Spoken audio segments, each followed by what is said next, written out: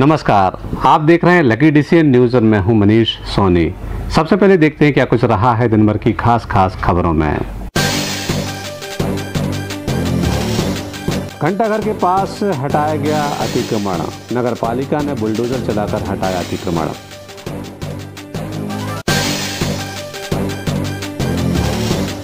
कचौरा shopping centre Ambedkar भवन में अजाक्स संघ का शपथ ग्रहण समारोह हुआ आयोजित। पदाधिकारियों ने ली पद एवं गोपनीयता की शपथ।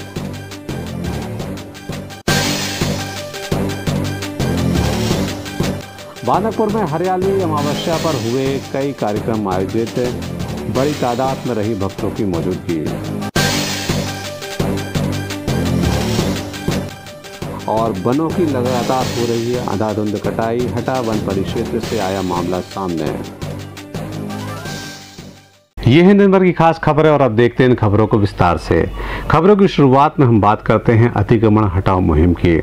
आज नगर पालिका द्वारा अतिक्रमण हटाया गया। दमोह के घंटाघर पर एक दुकान रातों रात तैयार कर दी गई। इस दुकान की एक शटर को तोड़ दिया गया। बताया जा रहा था कि इस दुकान को आगे बढ़ाया जा रहा था। हालांकि दमोह में और भी जगह अतिक्रमण लगातार चल रहा है। ऐसे में देखने लायक बात यह होगी कि बाकी का अतिक्रमण कब तक नगर पालिका हटाती है।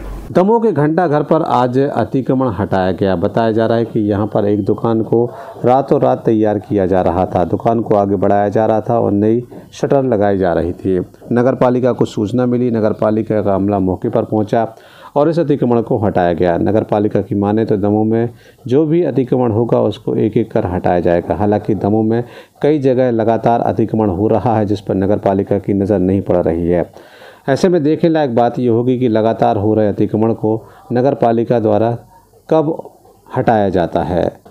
अरशद बंडी पठान के साथ नरेंद्र अठिया, लकी डीसीएन न्यूज़ दमोह। दमोह के कचौरा शॉपिंग सेंटर स्थित अंबेडकर भवन में आज अजाक्स संघ का शपथ ग्रहण समारोह आयोजित किया गया। दरअसल अजाक्स संघ के नवनिर्वाचित अध्यक्ष डॉक्टर मोहन आदर्श और अन्य पदाधिकारियों द्वारा आज पद एवं गोपनीयता की शपथ ली गई। अजाक्स संघ के चुनाव के बाद आज शपथ ग्रहण समारोह आयोजित किया गया। दमोह के कचौरा शॉपिंग सेंटर स्थित अंबेडकर भवन में आज अजाक्स संघ का शपथ ग्रहण समारोह हुआ। अनुसूचित जाति जनजाति अधिकारी कर्मचारी संघ के चुनाव हर 3 साल में आयोजित होते हैं, लेकिन कोरोना संक्रमण को देखते हुए इस बार चौथी साल में ये चुनाव आयोजित किए गए हैं। अधिकांश पदों पर निर्विरोध निर्वाचन संपन्न हुआ, लेकिन जिन पदों पर निर्विरोध निर्वाचन नहीं हो सका उनके लिए चुनाव प्रक्रिया अपनाई गई और वोटिंग की गई। इस प्रक्रिया के बाद डॉक्टर मोहन आदर्श अजाक्स संघ के अध्यक्ष बने। इसके अलावा तहसील स्तर पर, ब्लॉक स्तर पर अन्य पदाधिकारियों का निर्वाचन भी किया गया। आज सभी पदाधिकारियों ने अंबेडकर भवन में पद एवं गोपनीयता की शपथ ली। बाबा साहब अंबेडकर एवं भारत के संविधान की शपथ लेता हूँ कि अपने पद की गरिमा की रक्षा करूँगा तथा समस्त SC/ST जो हमारे सम्मानित जिलाध्यक्ष, तहसील अध्यक्ष और विकासखंड अध्यक्ष हैं, उन अध्यक्षों के लिए आज निर्वाचन अधिकारियों द्वारा प्रमाण पत्र वितरण किए जा रहे हैं निर्वाचन के।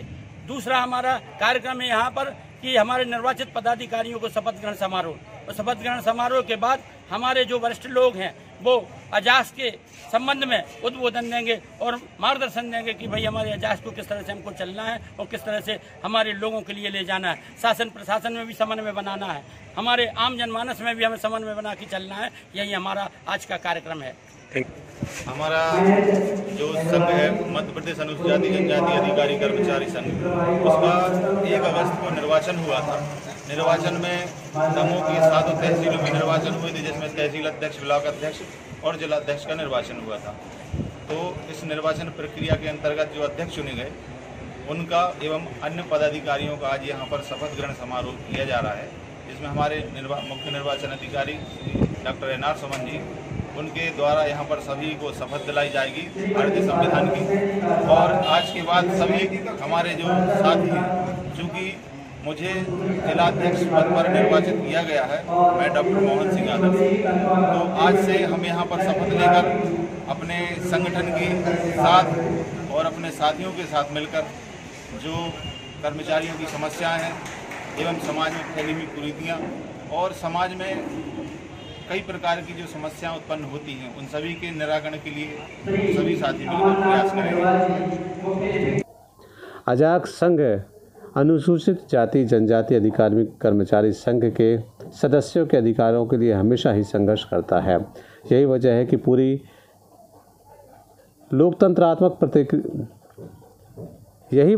पूरी लोकतंत्रात्मक प्रक्रिया से इसके अध्यक्ष और अन्य पदाधिकारी चुने जाते हैं। इसी क्रम में ये निर्वाचन संपन्न हुआ और आज सभी अधिकारियों का शपथ ग्रहण समारोह संपन्न हुआ।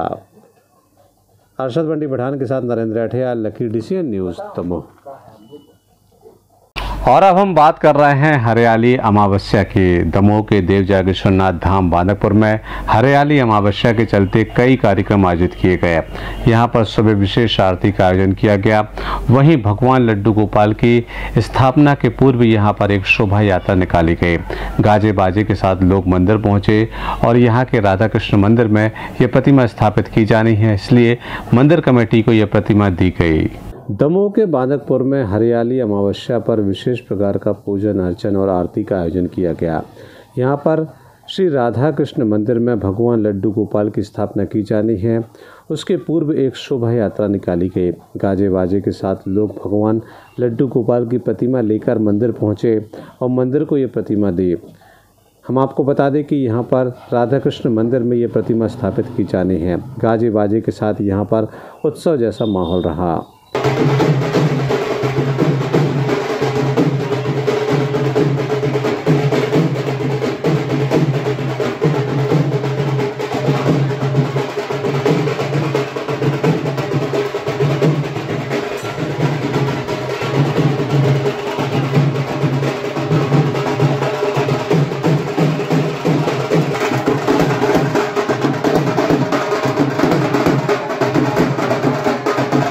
सावन का माह चल रहा है, ऐसे में देव जागेश्वरनाथ धाम बांदकपुर लोगों के लिए आस्था का केंद्र है। यहाँ पर हर रोज़ धार्मिक आयोजन हो रहे हैं जिसमें बड़ी तादाद में श्रद्धालु पहुँच रहे हैं। अरशद बंटी पठान के साथ नरेंद्र अठिया, लकी DCN न्यूज़ दमोह।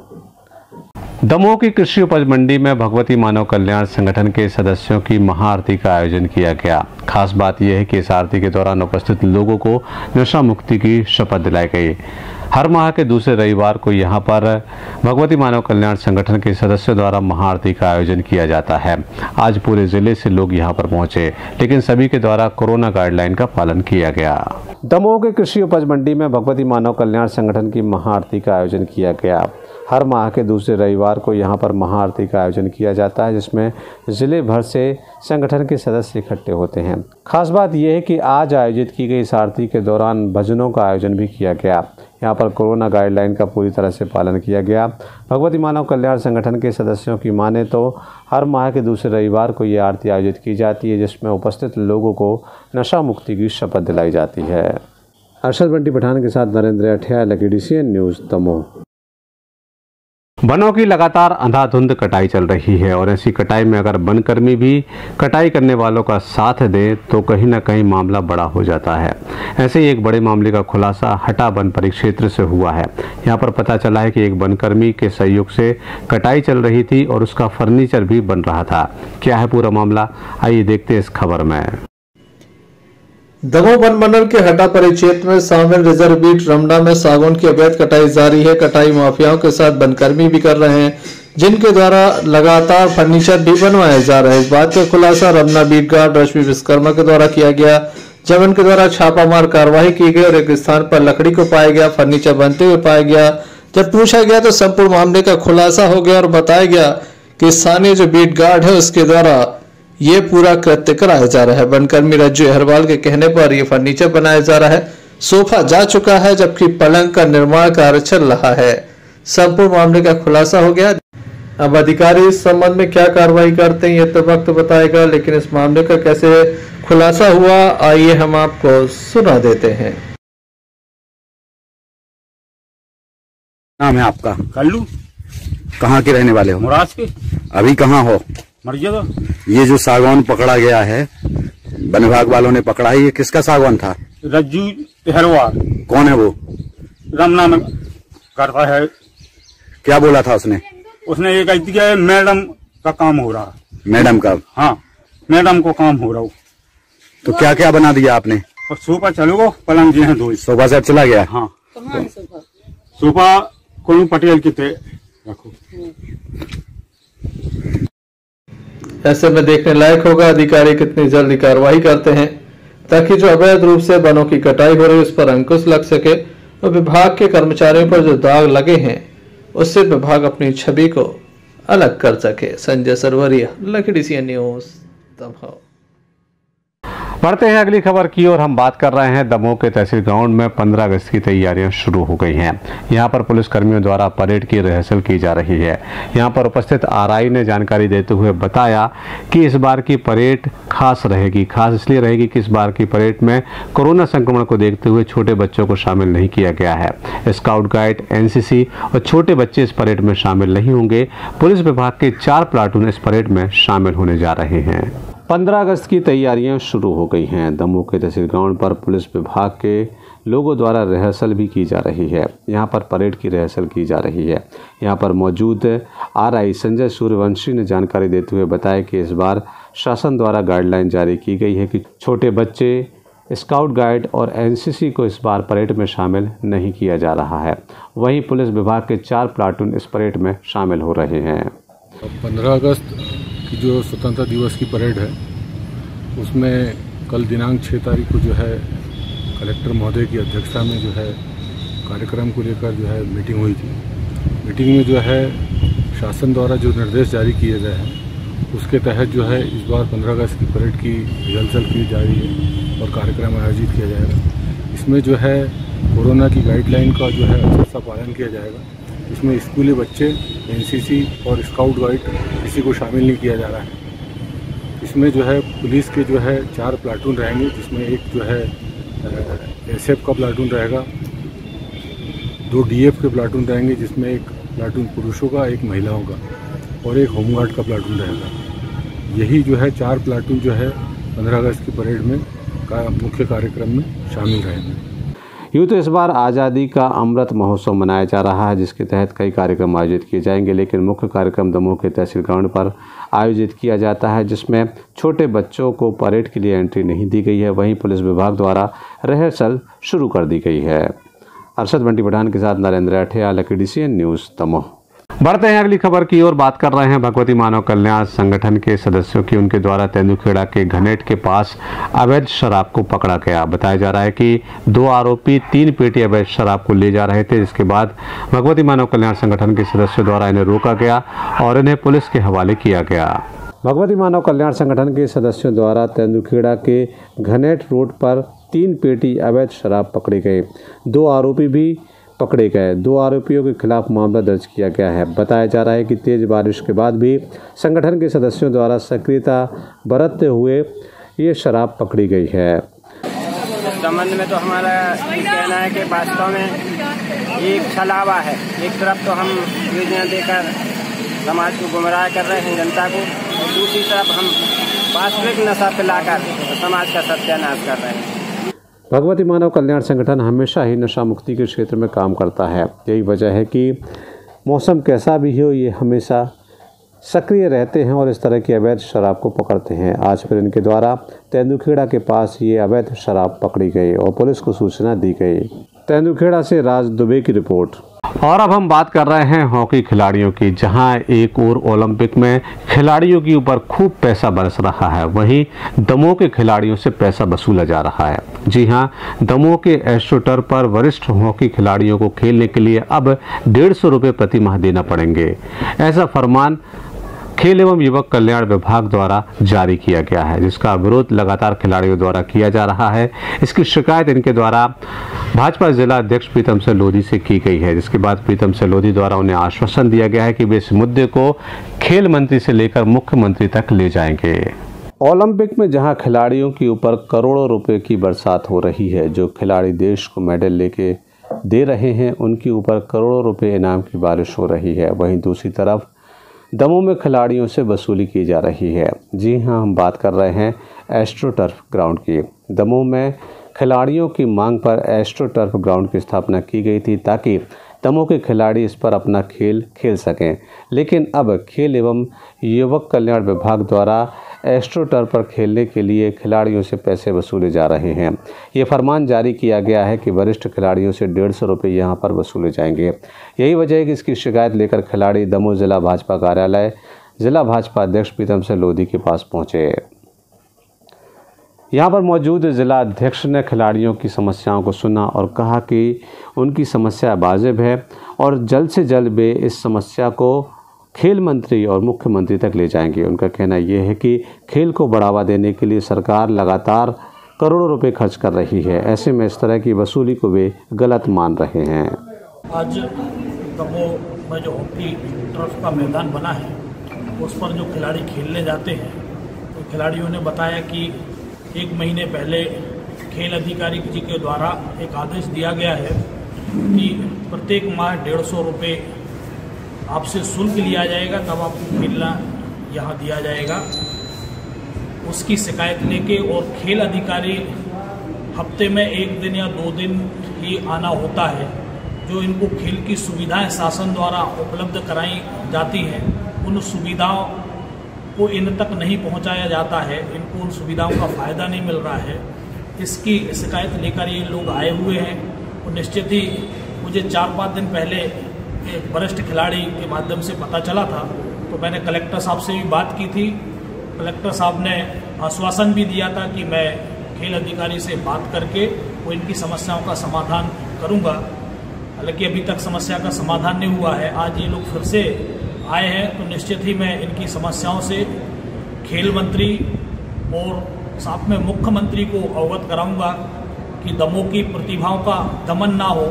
दमोह में जो प्रतिभाएं हैं, हॉकी हमारा राष्ट्रीय खेल है और अभी हाल ही में हमारे देश से महिला हॉकी टीम भी और पुरुष हॉकी टीम भी ओलंपिक में खेल रही है और खेल चुकी है। तो निश्चित ही हमारे युवाओं को भी दमोह में ऐसा मौका मिलना चाहिए। हमारे पूर्व वित्त मंत्री आदरणीय जयंत मलैया जी के अथक प्रयासों से यहाँ एस्ट्रो टर्फ लगा है, तो निश्चित ही हमारे जो जनप्रतिनिधि रहे हैं उनका यह विश्वास रहा है कि हमारे दमोह में अच्छी प्रतिभाएं हैं, उन्हें अवसर मिले। खिलाड़ी परेशान हैं और अपनी समस्या को लेकर वे अधिकारियों और जनप्रतिनिधियों के पास पहुंच रहे हैं। ऐसे में देखने लायक बात यह होगी कि इनकी समस्या का समाधान कब तक हो पाता है। अरशद बंटी पठान के साथ नरेंद्र अठिया, लकी DCN न्यूज़ दमोह। गड़ाकोटा में प्रधानमंत्री गरीब कल्याण योजना राशन वितरण कार्यक्रम का आयोजन किया गया। यहां पर मुख्य अतिथि के रूप में स्थानीय नेता अभिषेक भार्गव की मौजूदगी रही। उनकी उपस्थिति में यहां पर बड़ी संख्या में गरीबों को 10 किलो गेहूं चावल के थैले बांटे गए।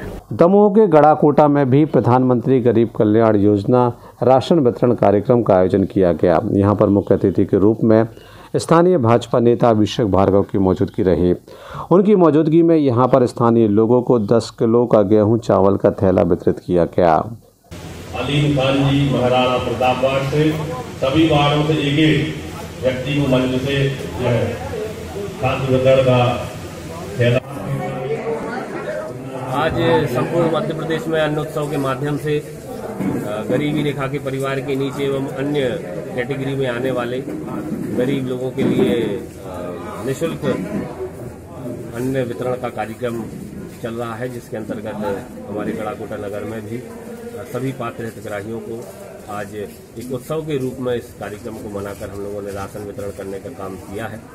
और कहते हुए बड़ी खुशी है कि यहाँ पर आए हुए सभी हितग्राही बहुत ही प्रसन्न हैं और साधुवाद दे रहे हैं माननीय मोदी जी के लिए, माननीय शिवराज जी के लिए कि इस संकट के काल में जब हर प्रकार से व्यवसाय लोगों के बंद थे, रोजगार के साधन उपलब्ध नहीं हो पा रहे थे, ऐसे संकट के काल में निःशुल्क राशन की व्यवस्था उन्होंने की और हम सभी लोग भी बड़े प्रसन्न हैं कि इस प्रकार के कार्यक्रम में सहभागिता करने का अवसर हम सभी को मिला।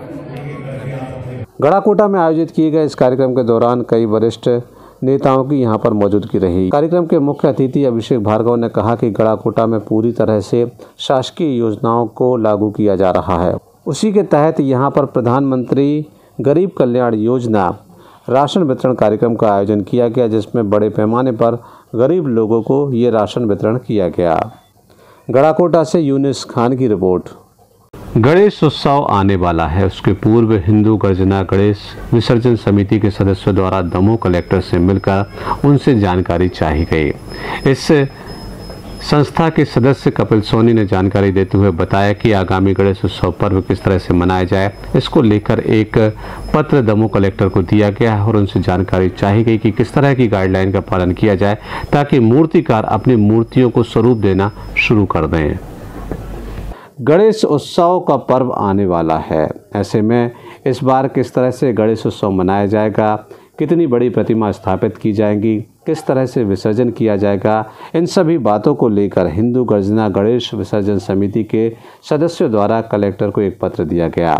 इस समिति के सदस्य कपिल सोनी ने जानकारी देते हुए बताया कि उनके द्वारा ये पत्र कलेक्टर को दिया गया है ताकि वे अपनी गाइडलाइन जारी करें, जिसके अनुसार गणेश उत्सव की तैयारियां शुरू हो सके। अगले माह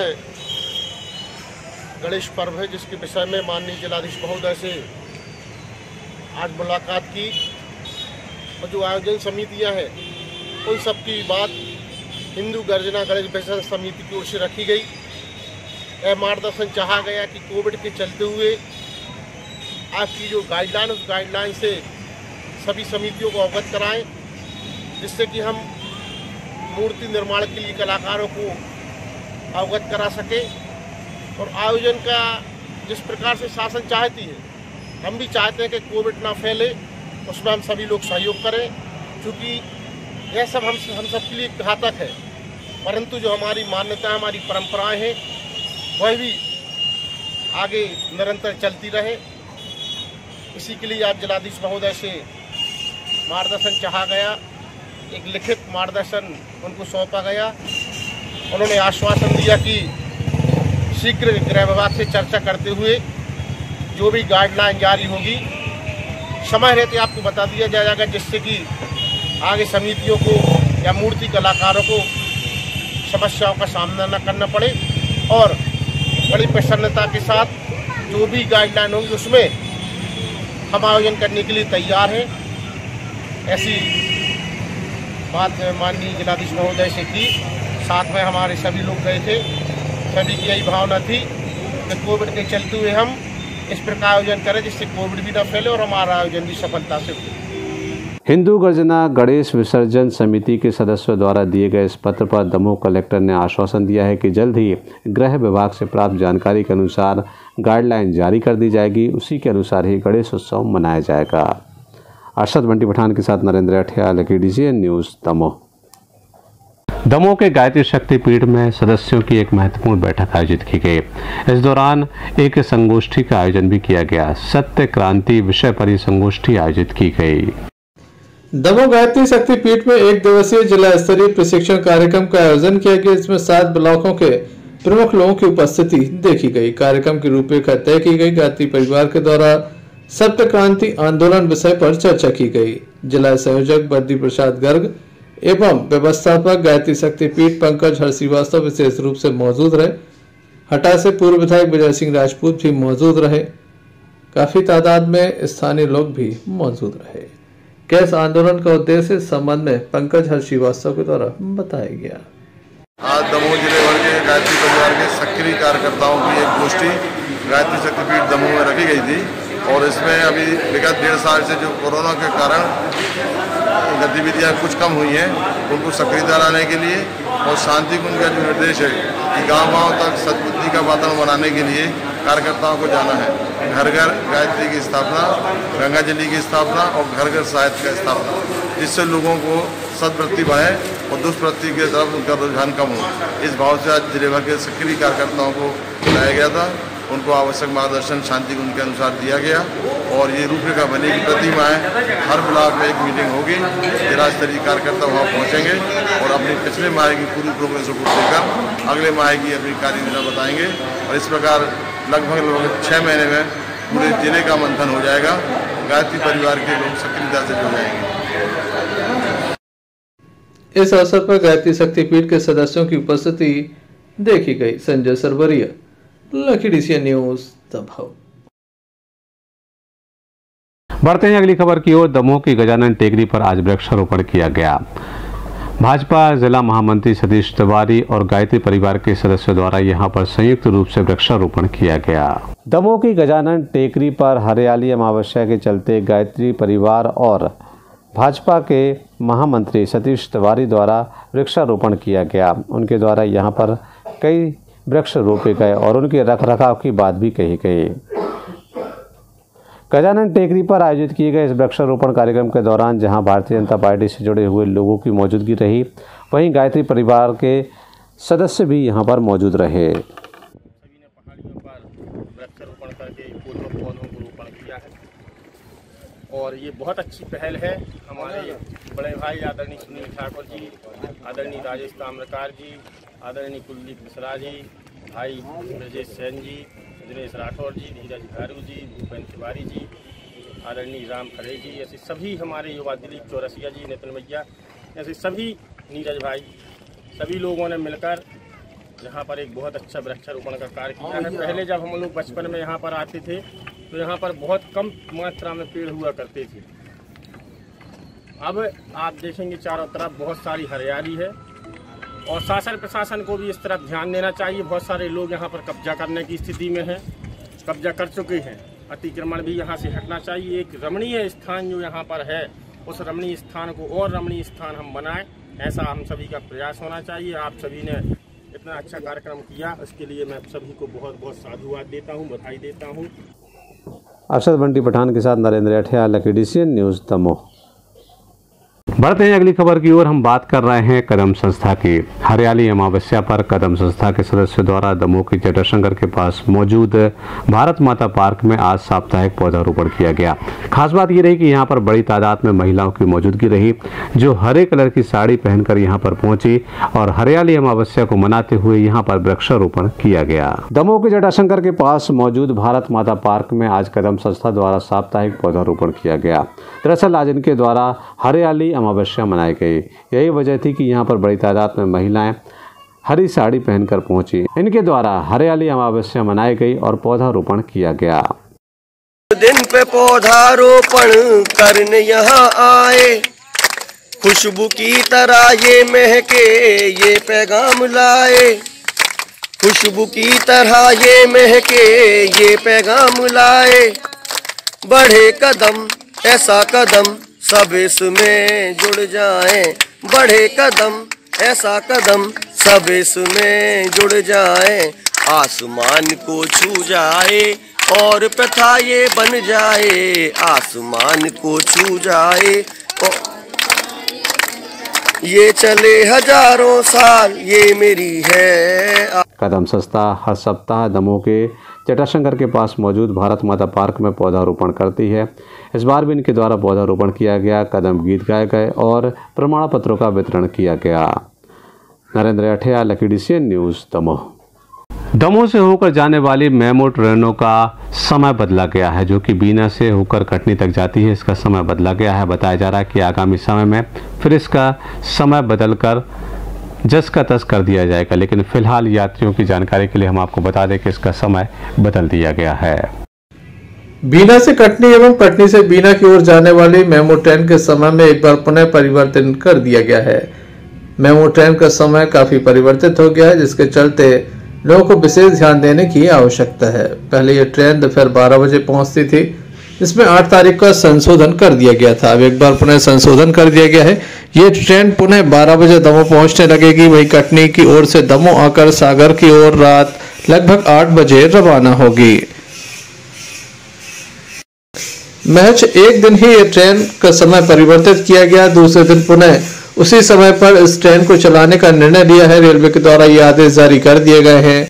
दमोह से कटनी की ओर दोपहर 12 बजे ट्रेन रवाना होगी, जबकि कटनी की ओर से आकर रात 8 बजे सागर की ओर रवाना होगी। विशेष ध्यान देने की आवश्यकता है। हालांकि इस संबंध में जानकारी देने के लिए रेलवे के इंक्वायरी ऑफिस से जब हमने जानकारी लेनी चाहिए तो पता चला तो इस संबंध में कोई भी अधिकारी कर्मचारी मौजूद नहीं था, न ही किसी के द्वारा कोई जानकारी दी जा रही थी। बाद में हमने अन्य अधिकारियों से दूरभाष पर जब चर्चा की तो उनके द्वारा बताया गया कि मेमो ट्रेन के समय में परिवर्तन कर दिया गया है, पुनः यथावत समय पर यह पहुंचेगी। यात्रियों को परेशानी न हो इसके लिए जल्द ही एक डिस्प्ले बोर्ड पर नोटिस चस्पा कर दिया जाएगा। बीती रात लगभग 1:15 पर ये आदेश जारी हुआ है। पश्चिम मध्य रेलवे जोन के द्वारा ये आदेश जारी किया गया है। संजय सरवरिया, लखीडी सी न्यूज। बुलेटिन के अंत में फिर से देखते हैं दिन भर की खास खबरें। घंटाघर के पास हटाया गया अतिक्रमण, नगर पालिका ने बुलडोजर चलाकर हटाया अतिक्रमण।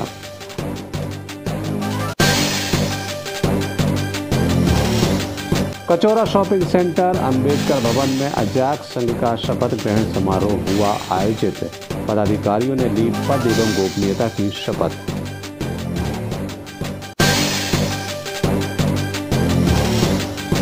बानकपुर में हरियाली अमावस्या पर हुए कई कार्यक्रम आयोजित, बड़ी तादाद में रही भक्तों की मौजूदगी। और वनों की लगातार हो रही है अंधाधुंध कटाई, हटा वन परिक्षेत्र से आया मामला सामने। यह दिन भर की खास खबरें। अगला न्यूज बुलेटिन लेकर हम फिर हाजिर होंगे, तब तक के लिए इजाजत दीजिए। नमस्कार।